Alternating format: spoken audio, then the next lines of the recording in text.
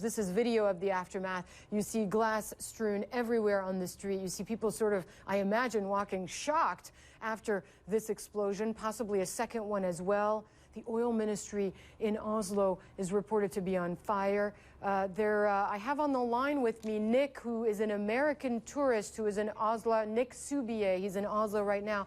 Nick, where were you in relation to this explosion this afternoon in Oslo? What did you see exactly? Well, I was just sitting there with a friend. We were about to have a drink, and we were about 50 meters from where the explosions happened. And it was pretty unreal. It was like slow motion. It was just a big wave that kind of almost knocked us off our chairs. And there's just a big black smoke in the air. And everybody just stood still, had no idea what was going on. And it was extremely frightening, and my adrenaline is still pumping. Well, I can imagine. Did you hear one or two explosions, Nick? I heard just one giant explosion. It was deafening. Right. Were you able to see any of the aftermath? You were 50 meters away. Was there anything you were able to see with your own eyes as far as the damage is concerned? Yeah, I went around the corner and I saw that all the windows along the main street there were blown out. So all the windows in several buildings blown out? Yeah, a lot of them, a lot of the windows. I didn't get to see everything, but even a good 300 yards away, there was windows blown out as well. It was very strong. Mm-hmm.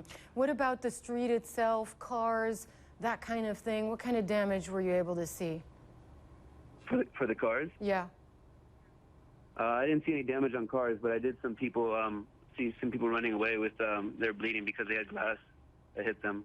Right, so you saw people that had injuries as a result of shattered glass kind of running away, trying to get away from the chaos, yeah? Exactly, exactly. Did you see any other kind of injuries, any kind of more severe injuries there on the scene? No, I didn't see any severe injuries. I went away from there as fast as possible in case there was another explosion.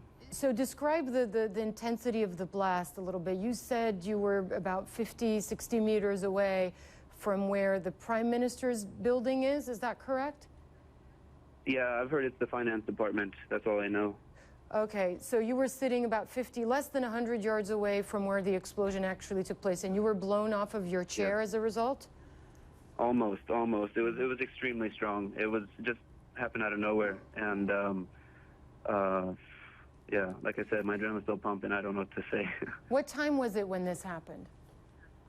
I'm guessing around 3 o'clock.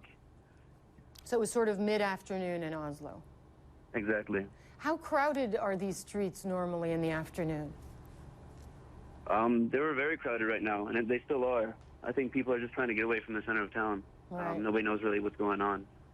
How are people reacting? I imagine there's shock. I imagine some of them are dazed. Tell me more about how people are reacting. There was people running down the streets. People were crying. Everybody's on their cell phones, calling home, telling them they're okay, and just a lot of traumatized faces. It was very scary. So are people concerned that this is, that this wasn't accidental? What are they saying about what they think caused this? Without speculating, are they worried that this might be something that was not accidental? It doesn't seem accidental. It was a very strong explosion, something that was set up. And if it's two explosions, then I'm sure that's not an accident. All right. And you're a tourist there, Nick, and you're an American tourist right now in Oslo? I live in Sweden, and I am half American, half Swedish. Oh, good. Were you able to call your family to tell them you're okay? I did.